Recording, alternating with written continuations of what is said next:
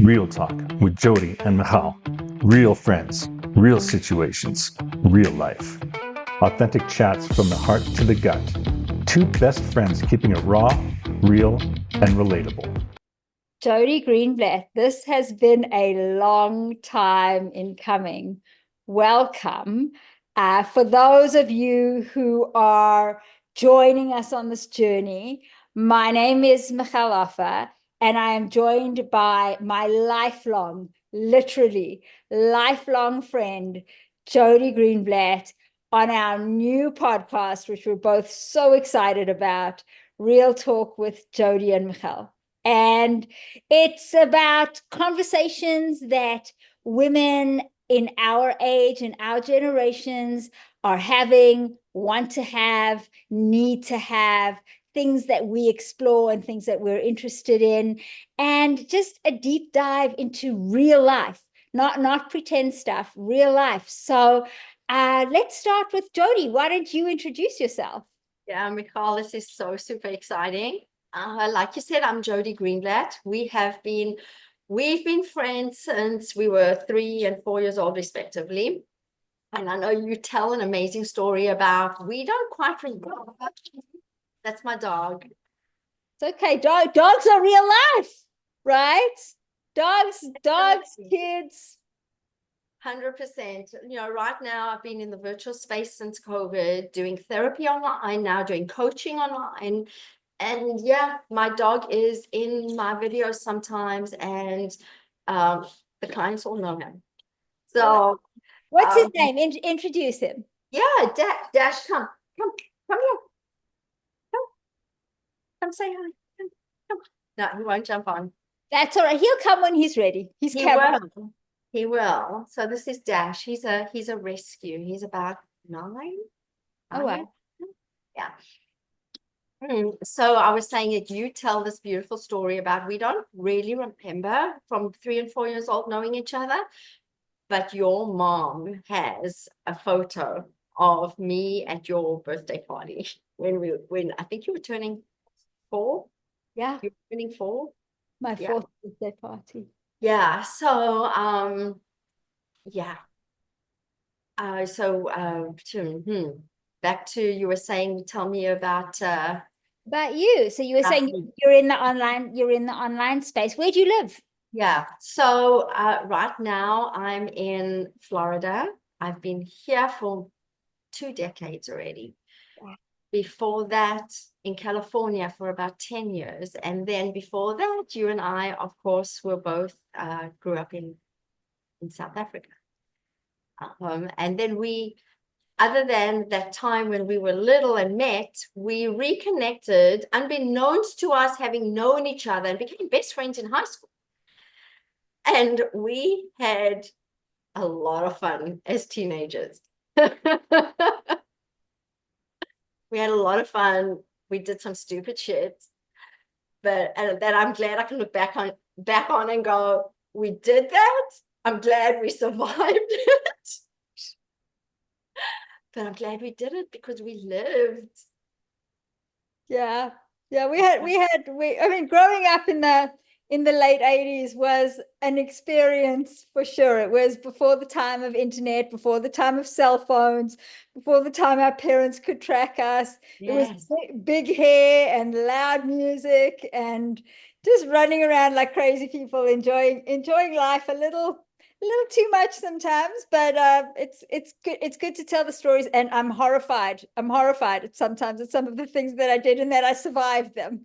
Like, oh my goodness, we could never do that today. So it was great. Yeah, you got to do that at some point and come out okay. Then it was all worth it.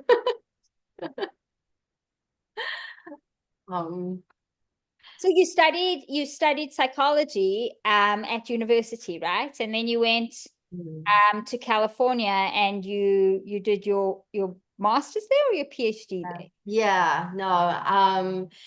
So I left South Africa right at that point when I was applying for my master's degree. So I was I applied in the US thinking if I get in, I will go to the US to do it. If not, I'll stay in South Africa to do my master's degree. I was engaged at that point. So my then fiance, now ex-husband, wanted to move to the US. So I was like, well, my priority is my master's degree. If I get in, that's fine. So yeah, I did my master's degree in California. That's what happened. I did it in psychology. I became a licensed marriage and family therapist. That's what I've been doing for 20 something years. And this has evolved into something very exciting, which I know you're busy launching. Super excited. So I always say that COVID, while was really, obviously, I will always say was horrible for many, it gave me the gift of time.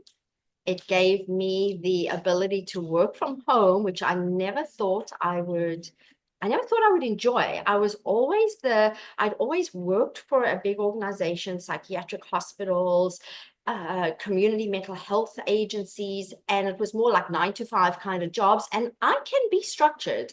I always functioned pretty well in structure. I had no problem having a boss. Never saw myself working at home without that structure. But instantly when COVID hit and I became virtual, best thing that could have happened to me, the time that it gave me, the time it left me to do just chores that I didn't have to do on the weekends anymore, laundry, so on, as well as it came at a really good time in my life where I had this time now to work on myself. I was at home, COVID. I was one of those people who took precautions during the pandemic, which meant I was home, not going anywhere for 11 months while my daughter did virtual schooling. And I was at home and had all this time to self-heal and start, continue, I should say, working on what needed to be worked on.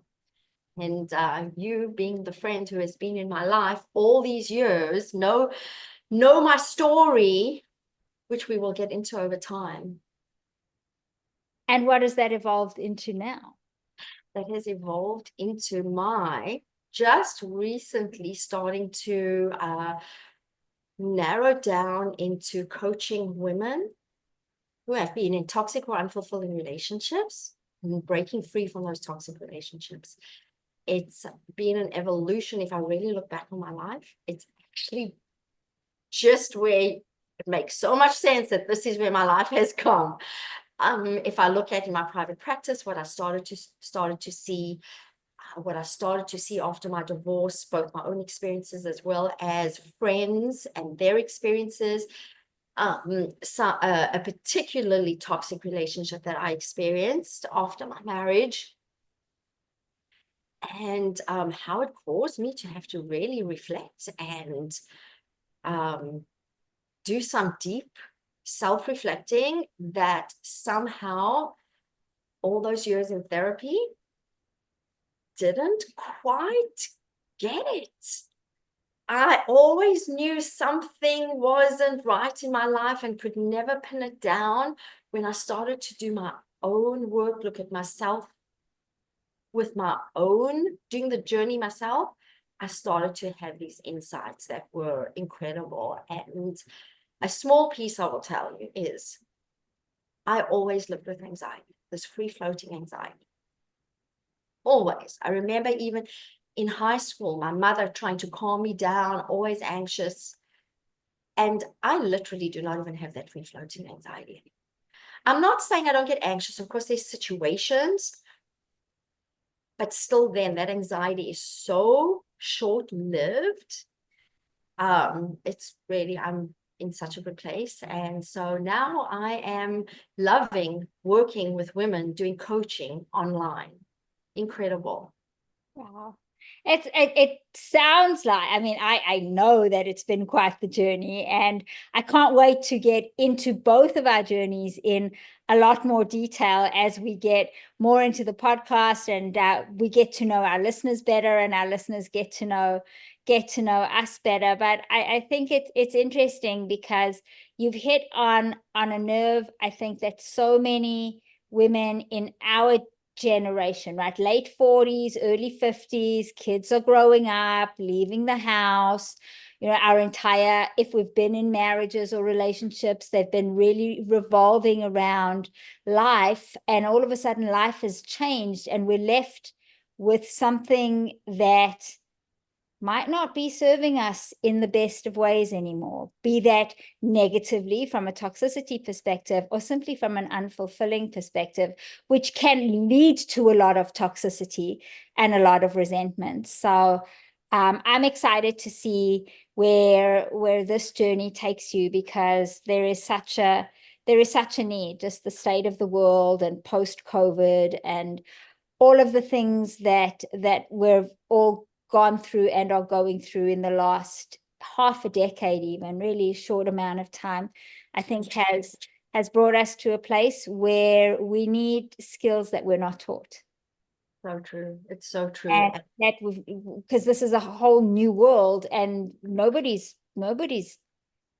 of us have the skills for it, right? And we need to work it out together. And when we do, we have a unique possibility, if we are gifted in that particular way, of sharing it with others. So yeah, that is your gift. sharing it with others is just feels so fulfilling. It feels so aligned that and I've always said this about my work, but even more so now, I don't even feel like I'm working. I just feel like I'm doing just amazing stuff with women, with people.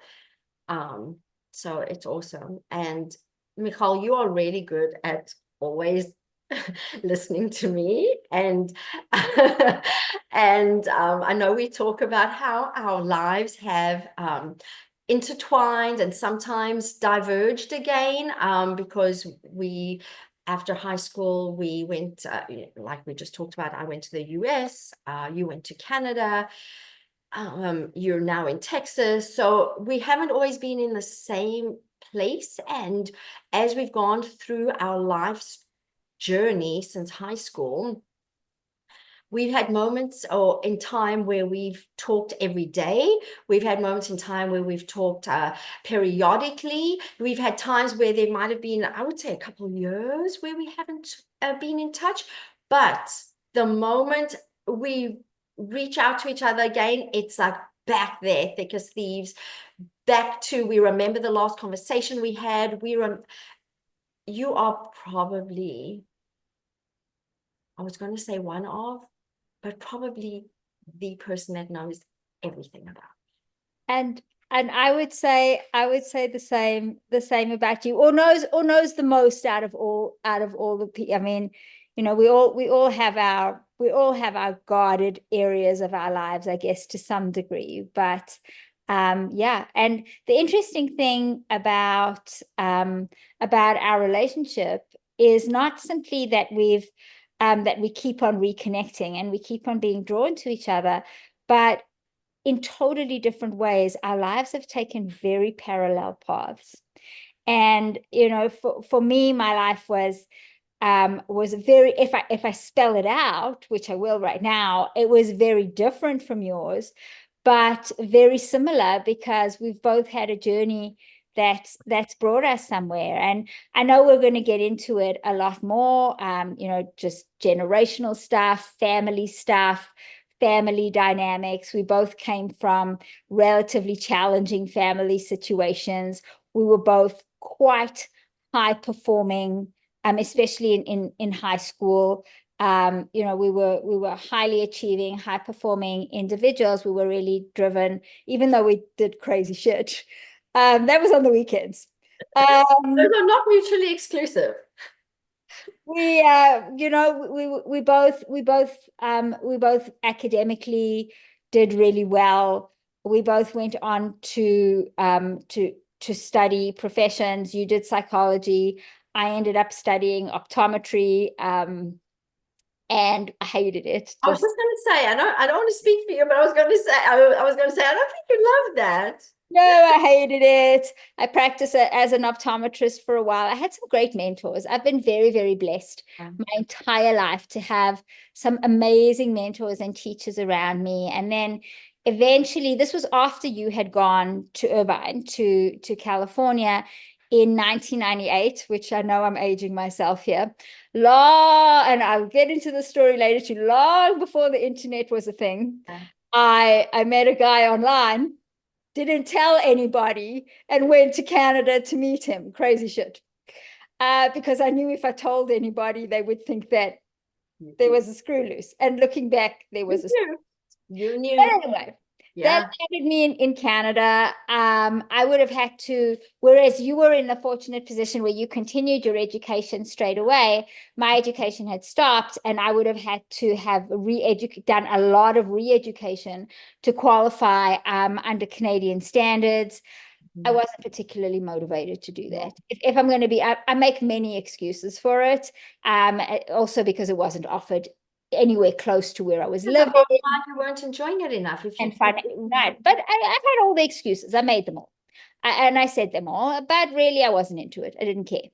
But the optical industry was what I knew. It was what I'd been doing since I was 18 years old. And I fell into the optical industry in Calgary, in Canada, and ended up running some optical stores there, and did really nicely doing that. Didn't love it. Would complain about it every single day, but went to work and sold glasses. And the best thing I liked was talking to people, or sitting down with people and helping people. Through all of this, I'd always said my entire life that I wanted to be a dietitian. Now, good thing I didn't way back in the day, because it wouldn't have taken me on this journey, but I was always interested in nutrition. And I had some severe health challenges that landed me dealing with the medical system in Canada, but it was the same Western paradigm medical system that most of us deal with very little success. Actually, to my detriment, where I was basically told, this is your lot in life, too bad, so sad. And I went on a journey of self-discovery, very much like you. This was probably around 15 years ago, and really learned a lot. Ended up certifying in certain parts of functional medicine, functional nutrition. Again, very blessed. Had some amazing teachers and some amazing mentors, that people that you don't have access to now because they've grown so much bigger in the space. Eventually started helping people improve their lives and their health outcomes. And yes, weight loss as well, but just their health outcomes, which impacts every part of your life, right? And I mean, your nutrition, your mental health are very, very connected. Just something where we connect. Yeah.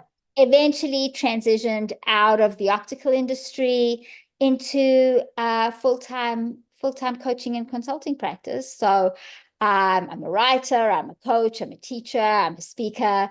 I do all of the things I never thought, and I was very shy. I need to add, I was very, very shy. People don't think so, but I was very shy. And what I found was both work in the optical industry, believe it or not, and this has given me an avenue to explore more extroverted sides of myself. So where I can speak on a podcast, and where I can talk to clients, and I can talk in front of people, and it feels really good. So I work with a doctor in Calgary still. I also have my own private coaching practice, which I've had for, as I said, 12, 13. Oh my goodness, almost 15 years now. Time ticks along and your brain doesn't, right? We're still stuck. Got married, didn't work out, toxic relationships, unfulfilling relationships. I'm now on number 2. I'm sure many of us are. It's like nothing that I really ever saw for myself. We ended up moving to Montreal in the middle of COVID, which was a nightmare and incredibly challenging. And my COVID outlook was, I think, vastly different from yours. I was quite rebellious. And in Montreal, that was challenging. Eventually, my husband is in the the oil industry. So we moved down to the middle of nowhere in Texas, which is great. And everybody's shocked that I think it's great, but I'm a true believer in you create your own life. You adapt. You adapted to Canada as best you could. Yeah, you adapt pretty easily. Well, and some people don't, and it's tough. And maybe one day we'll chat about immigration, and especially South African immigration, because South Africans, one of the things that I was told when I moved to Calgary was not to become a wenwe, that it would make my life really difficult. And a wenwe is somebody who starts every sentence with "when we were in South Africa."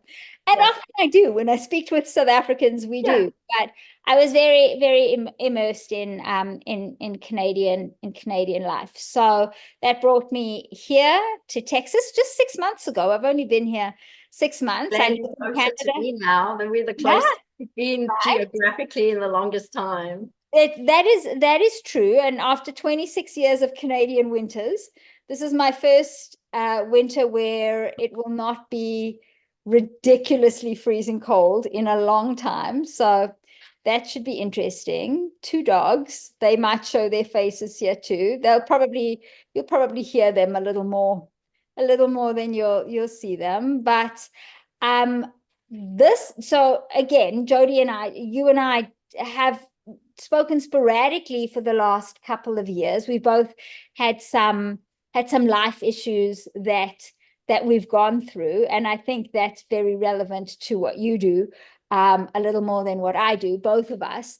And when we came together again, and first I follow you on and you should follow Jodi on Facebook. She's fabulous. She does some great videos, and she's got some good stuff coming up. But like, this is what you were doing. And the last time that we spoke, which I think was my birthday this year, I said, we got to do something together. And you were like, yes, right? And like literally. The timing is just perfect. It's and your birthday was not even a month ago. So we just moved along with this because everything in my life is just coming together in alignment and makes sense. Like when you said we should do something together, we should do a podcast, it's like, this is the perfect time for me to be doing this with everything else, the way my life is going, with my coaching business. It's like, this is perfect.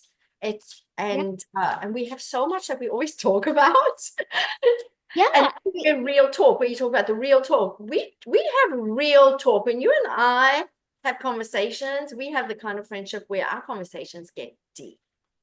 Even just before we started, we were speaking about some stuff, and I brought up a concept to you, and you were like, yeah, we need to talk about this. But I think, especially, with one of the things that you shared with me, so many of us, especially women, and I know you specifically deal with women, I don't, but I tend to deal with a lot of women, because we're in this place and this space where our bodies are changing, our minds are changing, our relationships might not be changing, or our relationships may have changed, and we don't know how to fix them or how to redirect them or what to do about them. And it's all interrelated. It's absolutely 100% interrelated. And we have a lot to share. And I think a lot of people will enjoy coming on this journey with us. And what we're not quite sure how this will evolve, but I know there'll be some sharing and some talking, and definitely ways for everybody to ask questions or want to know our opinions or our insights on things, or simply to hear women discuss things without so much taboo around it, right? To say, you know what, like, sex in my marriage sucks, and it sucked for a while, right? And how can we reconcile with that, right? Or I have a relationship where my husband is my best friend and he's my companion, but he's not my lover. He's not my partner in that way, and I'm missing that. And how do I reconcile either living without it or what are the consequences of seeking that? And that was something, I don't mean to overshare for you, but that was a definite something that you went through at some point, at some point in your life. And I've gone through stages of that too. And our resolutions have been quite different from each other, to show that there are resolutions and we have choices, but we're not simply stuck in this world and stuck in this body to sit, like I always say, like a lump on a log, right? We have so much power and so much ability to make choices and make changes, create the life that you want. And it might not be, living in a palace on a tropical island, but it can feel pretty darn close. Yeah. Right. The feeling of it is what it is. Yeah. And I might be in more of the psychology relationship world, and you might be more in the nutrition wellness space. The physical, let's say the physical mental space. Physical and emotional, exactly. Yeah. And yet it is still the same. It is still connected. It is it's still about I was thinking as you were saying, it's still about, in all those areas of our lives, looking at how do we want it to be, whether it's physical, whether it's emotional, how do we want our lives to be? How do we make changes? It's natural to have disappointments. And then what do we do about it? And that there's always a solution. Always. Always. Always. Michal, different people's solutions might be different. Yes. And that's okay, because we're different people. We have different perspectives. We might want different things, but there are usually as we go along, like it'll like jog my memory about like those tidbits of like life lessons that to me have been huge. And one of them is that there's always a solution. And I have a different outtake to that, but it's exactly the same. I say we always have a choice. You might not like your choices. Yes. I like them.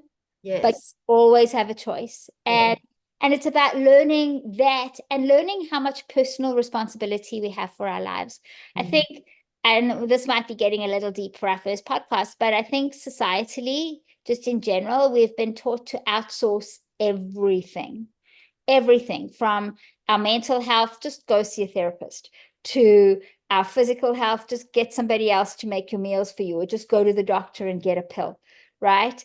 To and everything in between. We've really been removed from taking personal responsibility. How do I make the change? And I know you and I have touched on the difference between therapy and coaching, and I'm sure we'll get into that much later.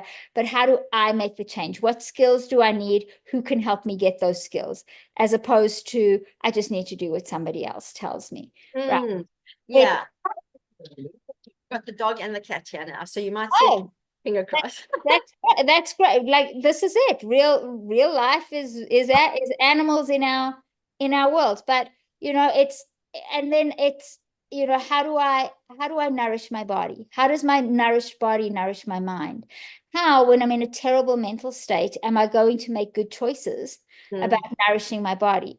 How does making bad choices about nourishing my body affect my poor mental state by only making it get worse? So they're so connected, and there's always choices along the way, and questioning things. And when we were young, when we did all the crazy stuff, one of the things we did, and many people do when they're young, is we questioned authority all the time. Why? Yeah.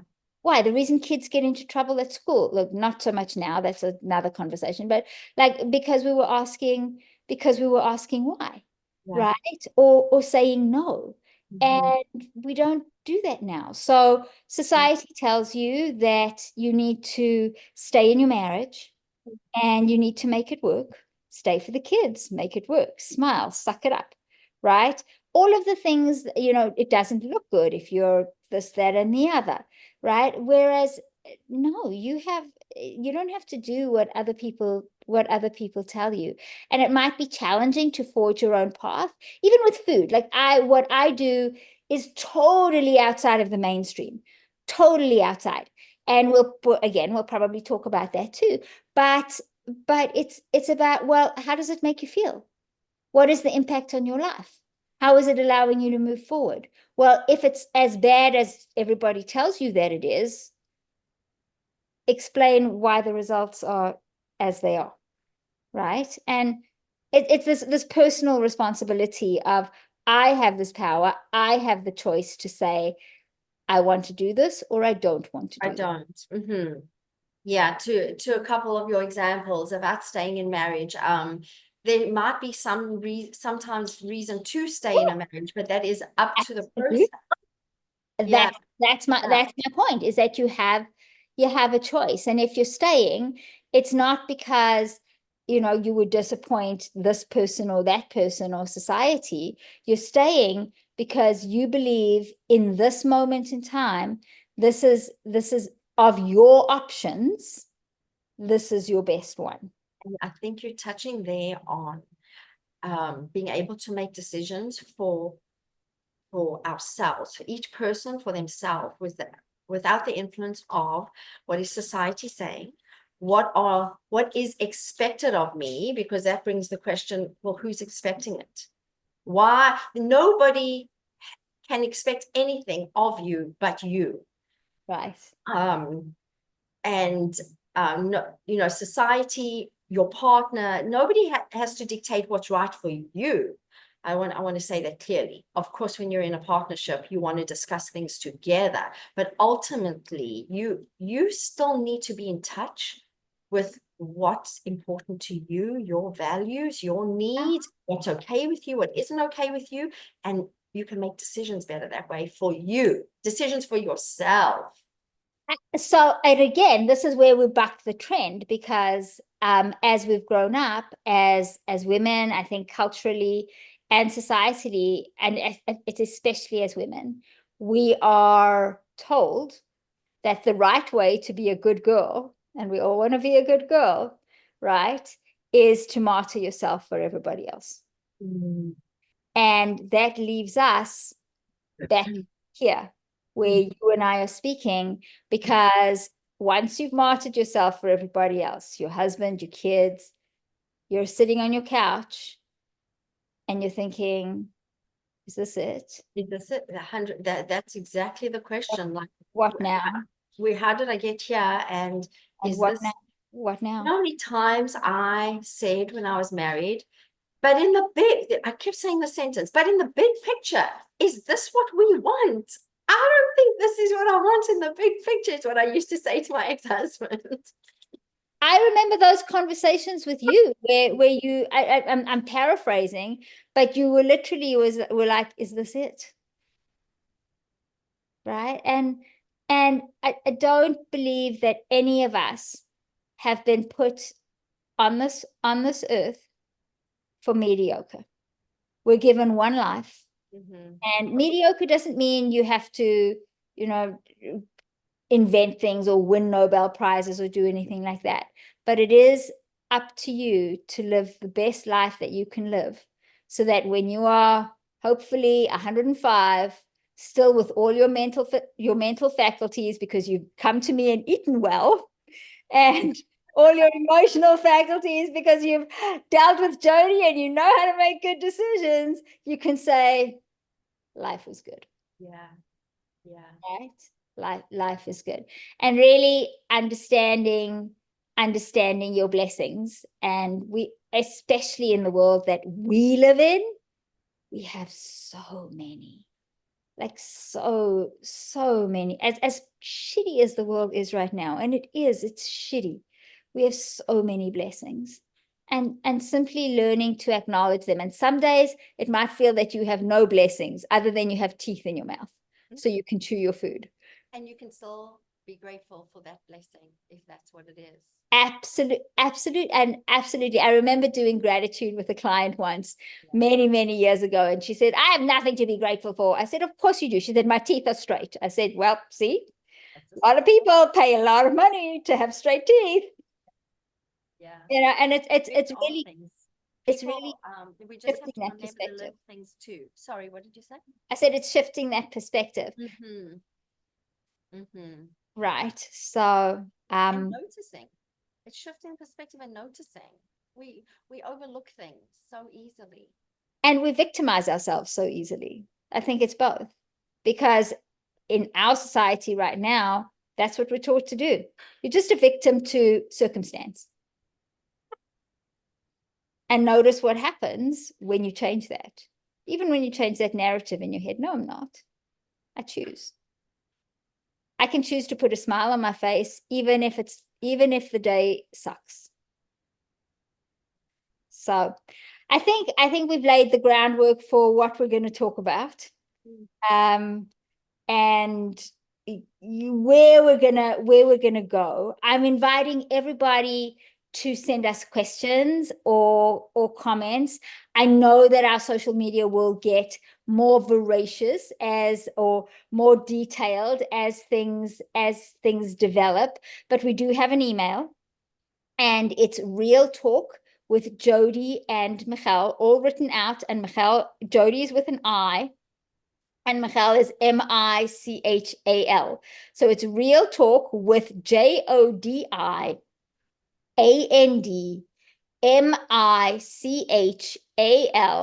@gmail.com.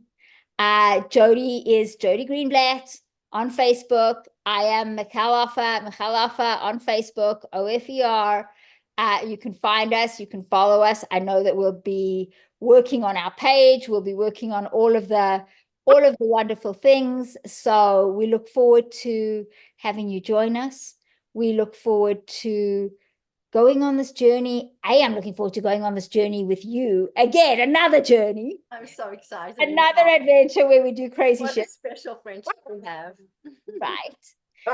And so I look forward to that, and with everybody else, and sharing some relevant real stuff. Oh, there is Dashy. Yeah, a little bit. You can see him a little bit. Yeah. Right now again. No, he'll show his face. This was about you and me. You know what? He knows when I'm on Zoom or on video, and usually he waits patiently. But this is not the usual hour that I'm on video, and I think he's thrown off. I truly think he gets the schedule, because normally he'll like wait till 5 o'clock. He knows my sessions end, and then he starts barking. Like usually my last client of the day starts to hear him more than anyone else, because he starts to know we're wrapping this up, right? We're wrapping this up. Funny. Good times. All right. Jodi Greenblatt, I can't wait for the rest of the journey. I'm super excited, Michal. Thank you. Thank you so much. And we'll chat soon, and we'll chat with everybody else soon too. You got it. Bye-bye. Take care.